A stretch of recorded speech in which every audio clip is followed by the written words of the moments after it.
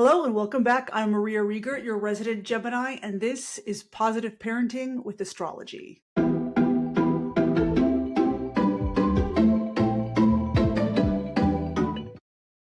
Today, we're talking about the forecast for the full moon in Capricorn happening on July 10th.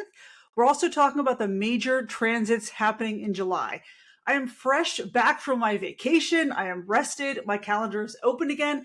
So if you would like to book a natal chart reading, a parent-child reading, relationship reading, or a parent coaching session, please use the link below. I'm also finishing up a certification in inner child reparenting, which is something I'm really passionate about. I talk about reparenting a lot on this channel.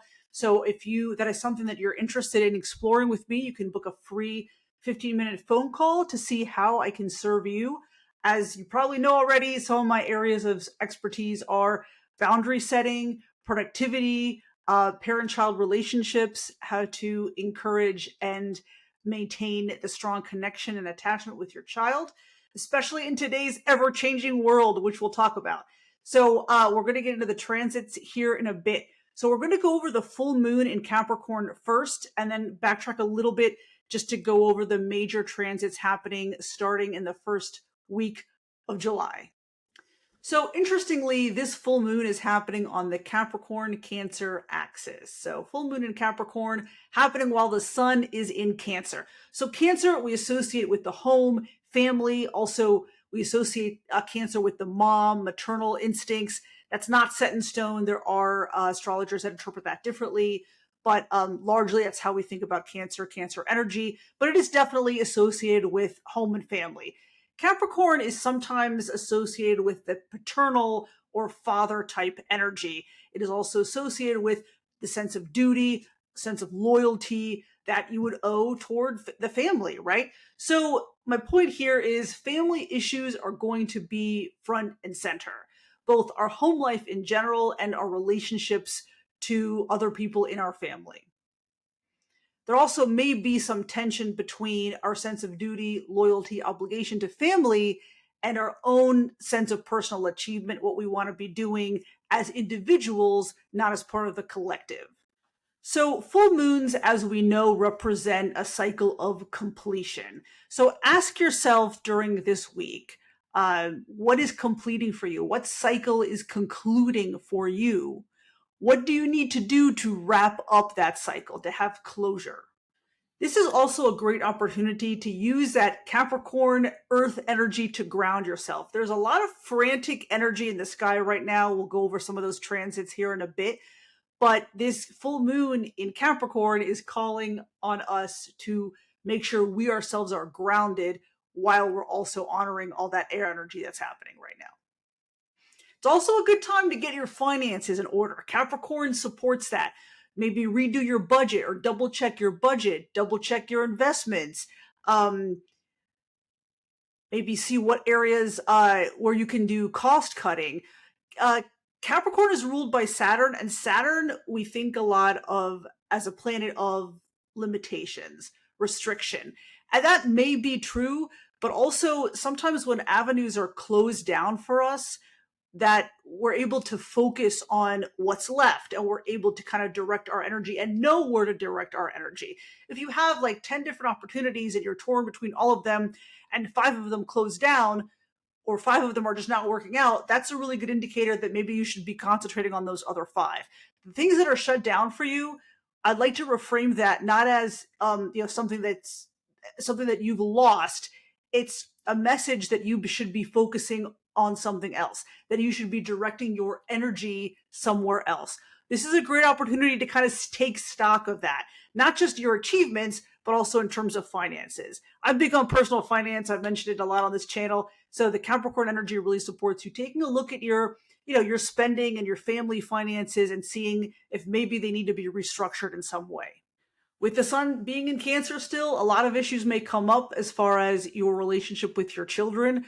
I urge you to take a moment to step back, detach yourself, and consider if your relationship with your kids and how you parent needs any modifications, especially in terms of the kids' development.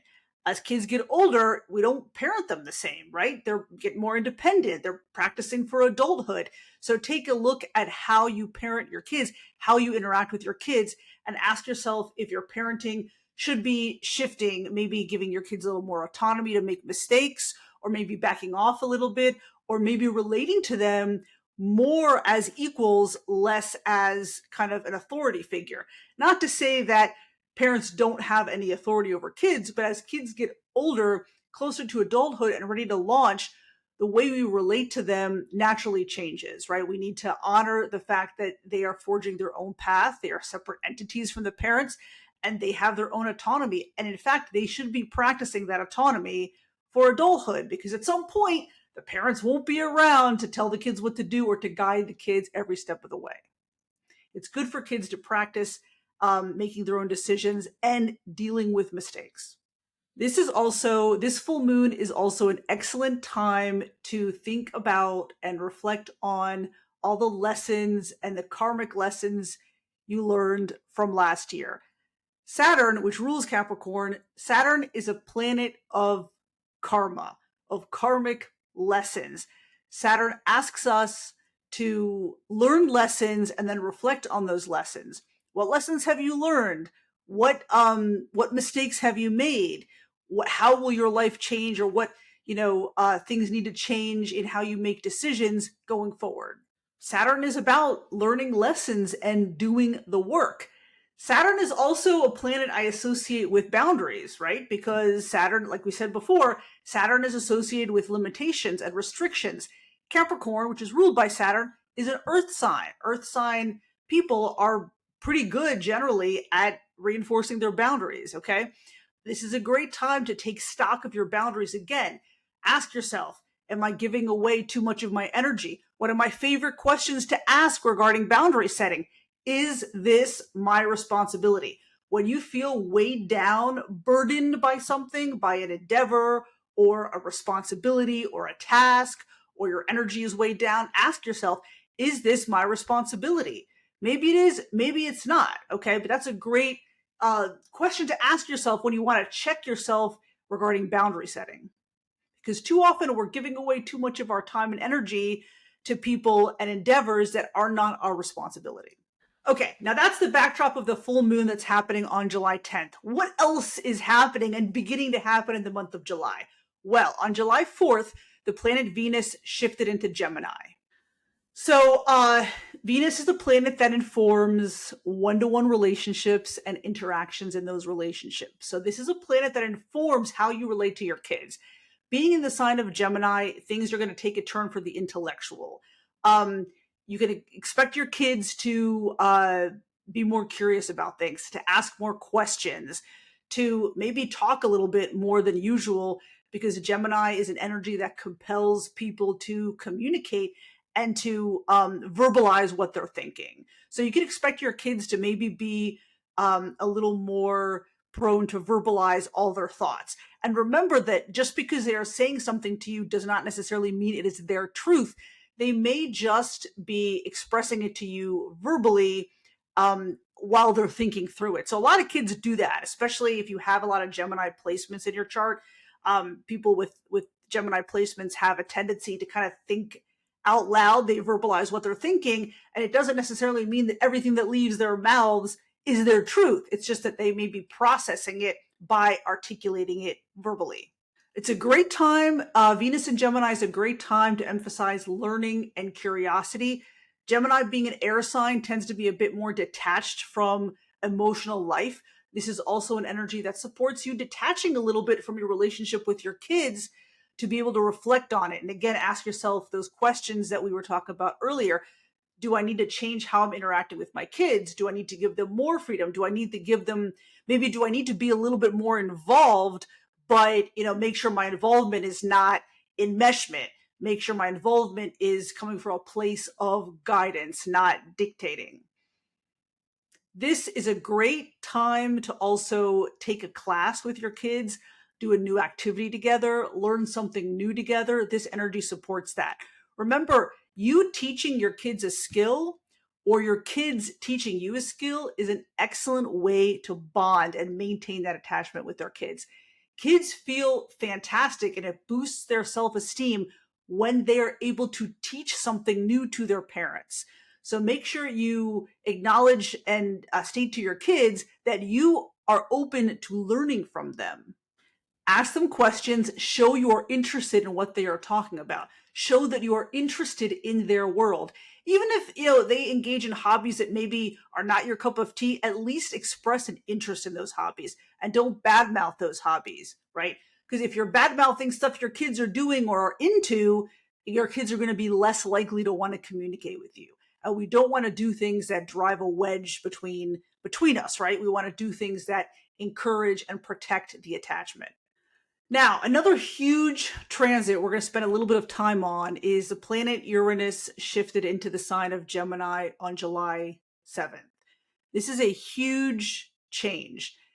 Uranus has not been in the sign of Gemini for 84 years, because Uranus takes about 84 years to make an orbit through all the signs, right? So Uranus is a planet that under modern astrology, Uranus rules Aquarius. However, as Robert Hand noted, it is hard to deny that the planet Uranus does not contain some fire-like quality or fire-like element. Because Uranus is a planet associated with radical, drastic change. In this kind of the planetary cycles, Uranus works to destroy old patterns, and then you use the energy from Saturn to rebuild things, right? To rebuild things in a way that is better and honors our development. So Uranus can bring about drastic, radical changes. And when it's in the sign of Gemini, Gemini is an air sign. It is represented by lightning fast thought processes and lightning fast changes. The energy of Uranus is amped up even more. My point is, the energy is going to feel very scattered. You may be feeling it already. I am. The energy is going to be very scattered, and it's going to be hard to pin things down, and it may be hard at first to kind of take a moment and gather your thoughts. Okay, so again, use the energy of the Capricorn full moon to ground yourself.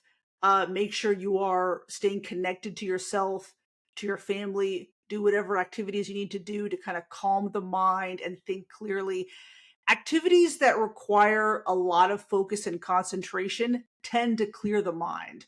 So think about what those activities are that you like to do that help you concentrate and focus on something. So maybe do more of that so you can clear your mind to be able to gather your thoughts, because the air energy is going to be very scattered right now. This is also a time that supports lightning fast downloads, lightning fast intuitive downloads, flashes of intuition. Uranus is a planet associated with these flashes of insight, of intuition, like you just know stuff, right? So in order to get receive those messages of intuition, you're going to need to clear your mind. You're going to need to be able to gather your thoughts. So that's why I keep harping on that. Gemini is, of course, associated with new technological developments. We can expect the tech developments to continue at an increased pace right now. Like, that's putting it mildly. So I feel like things are happening, tech developments are happening so quickly that I can't even keep up with them. And we can expect more of that.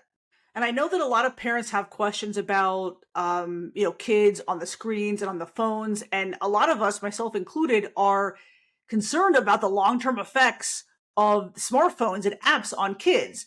And we are right to be concerned, because on the one hand, app developers and manufacturers are creating these apps and these smartphones in a way that is purposely addictive, right? Like gambling, slot machines.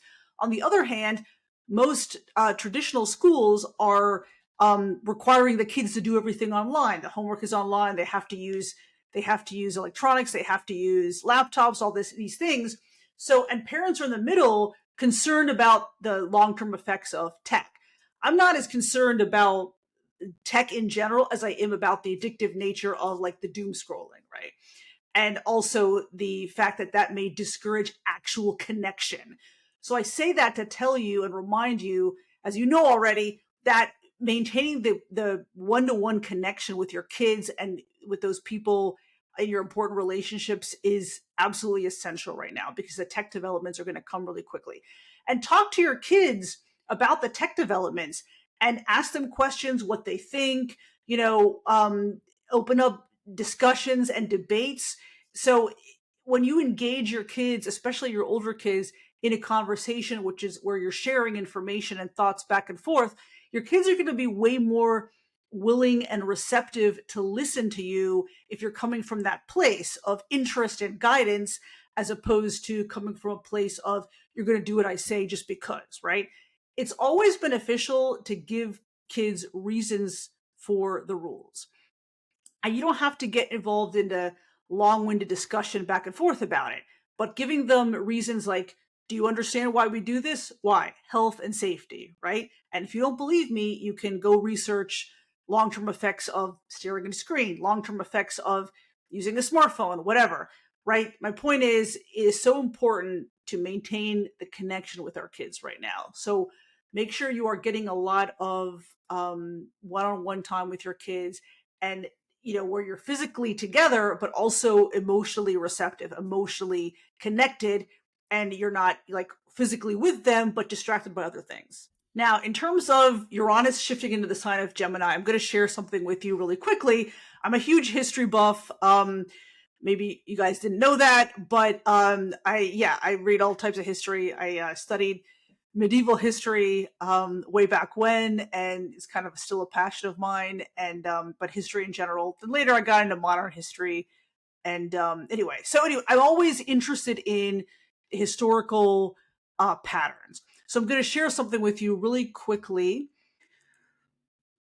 Share screen. Talking about tech stuff, right? Talking about tech stuff. Here we go. Okay, so perfect. So on the Astrology podcast recently, Chris Brennan and Austin Kopik were talking about this, the transits for July and Uranus shifting into the sign of Gemini. And they brought up this wonderful chart that shows you some of the historical patterns. So as we said, Uranus has not been in Gemini for the past 84 years. First time in 84 years, it's in the sign of Gemini. So you can see here what's been happening when Uranus shifted into Gemini. The last time Uranus was in the sign of Gemini, we had World War II. The time before that, when Uranus was in Gemini, we had the Civil War. Before that, we had the Revolutionary War. So there is some potential here for some type of, I don't want to say upheaval, some type of event or some type of phenomenon. Okay. Now, I don't want to freak you guys out either. There's also an interesting transit coming up in September where the planet Pluto is going to be out of bounds. And that means it's going to be out of the general ecliptic where the planets usually are moving. I will talk more in detail about that in the next couple of months.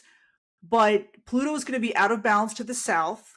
And there is an astrologer who has done a ton of historical research on what events were happening when Pluto was out of bounds.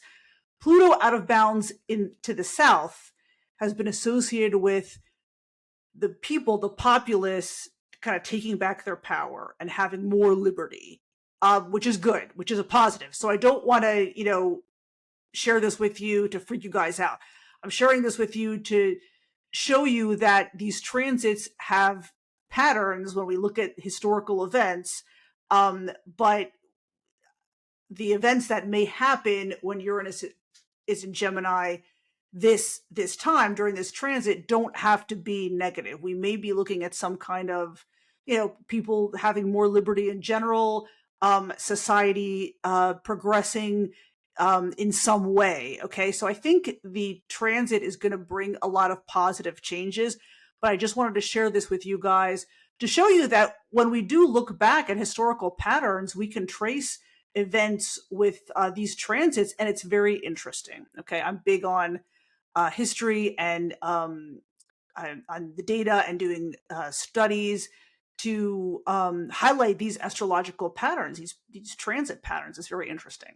Okay, so we're going to go back to our regularly scheduled programming. Perfect. Okay. Also, Uranus is also trining Pluto right now. Okay. And Pluto will be in September, will be out of bounds, like we said. So a trine is a supportive aspect. So hopefully that foresees and supports a more peaceful, smoother, progressive transition of some kind. What next? As if that weren't enough, Mercury is turning retrograde later this month. Mercury will be retrograde in the sign of Leo starting July 17th, and it will be retrograde for about 3 weeks. When Mercury is in retrograde, we typically have tech issues, tech delays. We were just talking about all the tech stuff with Uranus and Gemini, delays in travel. It's also a period characterized by miscommunication. I always seem to have miscommunications with people when Mercury is retrograde. So when Mercury is in retrograde, please be very careful about how you speak to your loved ones, especially your kids, and double check messages. Think before you speak, think before you act. Make sure you are responding, you are not reacting. That's a big thing I work with parents on when I do my inner child reparenting sessions with them, is working on those triggers so they are not reacting from a place of being triggered, like in fight or flight. Anytime Mercury's retrograding in a fire sign, you want to be a little more careful than usual, just because of the potential for explosive emotions. Although it's going to be in Leo. Leo is fixed fire. It's not as concerning as if Mercury were retrograding in Aries. I'd be a little bit more concerned about kind of the explosive energy, but definitely something you want to be watching out for. Now, this full moon in Capricorn is also a great opportunity for you to kind of clear out the mental clutter, the karmic stuff we were talking about, reflect on the karmic issues, clear stuff out, maybe streamline things in your life, because Saturn and Neptune are both going to be in retrograde, and they're also going to be conjunct starting this July. So they're going to be conjunct within a degree or two this month, and it's going to be the first of like 3 conjunctions, because they're going to station, they're going to retrograde, and they're going to go direct again and be conjunct again. So those retrograde planets are going to compel us to really reflect and dig deep and think about how we've been handling things. So that's why I say use this Capricorn full moon to kind of clear things out, streamline things, so that you're prepared for that period of deep reflection and introspection that Saturn and Neptune in retrograde are going to compel us to be into. So they're both going to be in the sign of Aries when they turn retrograde. Saturn will turn retrograde on July 18th and will be retrograde through November. And Neptune will turn retrograde around July 4th and will be retrograde until December. So think about, during this time when Saturn and Neptune are very close and also retrograde, think about how you can make your dreams a reality. First of all, think about which of your dreams you really want to bring into reality. Because sometimes if you're a big daydreamer like I am, you don't necessarily want to bring all your dreams into reality. It may be a daunting task, or you may not want to. But think about the things you are fantasizing, dreaming about, which of those things you want to bring into reality. And then with the energy of Saturn, think about, how can I bring those things into reality? What steps? And write out the steps, okay? This is a great energy that compels us to plan, to make plans. Not necessarily act on the plans yet, but to make and formulate plans. Also, it's a good time to think about how to incorporate your intuitive abilities into your daily life and your professional life and your professional goals. Neptune is all about dreams and intuitive ability. So think also about those times when your intuition was spot on. What about those times led your intuition to be so spot on and correct? Because sometimes we'll have flashes of insight and we don't recognize them for what they are, as these intuitive abilities. So think about how to harness and use your intuition in your daily life and to achieve your goals as a parent, professionally, and in your life in general. Also, with Neptune retrograding, there's always a risk of confusion and lack of understanding and thinking we know the whole picture, but not really. So ask yourself, do you have all the information? Do you see the whole picture? Are you certain that you're correct? Sometimes we suspect things, especially like regarding our kids, we suspect something's happening, but we really don't know for sure. Ask your kids questions. Make sure you're spending a lot of one-on-one time with them. Create the space for them to open up to you if they need to, or they want to, or they feel compelled to. But remember to remind yourself. Remember to remind yourself that you may not have all the information. You may not know everything. So this is a great time to kind of connect with your kids by asking them questions instead of you dictating them and accusing them of things. Ask them questions and really try to understand what they're communicating to you. Well, again, we want to make sure we're responding and connecting. We're not acting for a place, like we're not acting in a reactive way. So pay attention, ask questions, and listen. And on July 22nd, the sun moves into Leo. Leo is a very optimistic energy. It's a affectionate, passionate energy. It is a mama bear energy. So I'm looking forward to Leo season. It's always like an optimistic time. Kids can be a little more affectionate than usual. Sometimes they seek connection more frequently than usual. So just remember that. It is an ego-oriented energy. Fire energy is ego-oriented, not necessarily a bad thing. It just is. You can expect kids to express their autonomy a little more frequently than usual too. Again, it's a great opportunity to ask yourself, should I be changing anything in how I interact with my kids and how I parent? Should I be giving them more independence? Is this a hill I'm willing to die on, or is this something I can let go? These are all great questions to keep in mind. And then on July 24th, we have a new moon in the sign of Leo, which is going to be opposing Pluto. This is probably going to be a time of big emotions, especially from your kids. Remember when they share with you and they have these big emotional outbursts, try not to take that personally. It's hard as a parent not to take it personally, but it's more about what they're experiencing than you. It's not really about you. It's about what your kids are experiencing. So make sure to stay connected. Make sure to be emotionally available. Make sure to do activities with your kids. Let them know that you are there anytime they want to talk. Make sure to regulate so your kids can co-regulate with you. Even older kids, teenagers need that co-regulation from the parent. So this the new moon in Leo opposing Pluto is a great reminder of that. That even though tempers and emotions may be running very high, the parents gotta stay regulated. So do what you need to do to stay regulated. If you need help with emotional regulation, I can help with that. That's part of my inner child parenting coaching. So if you would like more information about that, hit me up by emailing me. Email address is down below. Very exciting month. A lot of really cool transits. Um, I would be lying if I said I was not looking forward to the fall and Halloween, but we have some time until that happens. So until then, we're going to weather these July transits together. If you have any questions, please leave them below. And thank you for your attention, and we'll be back soon.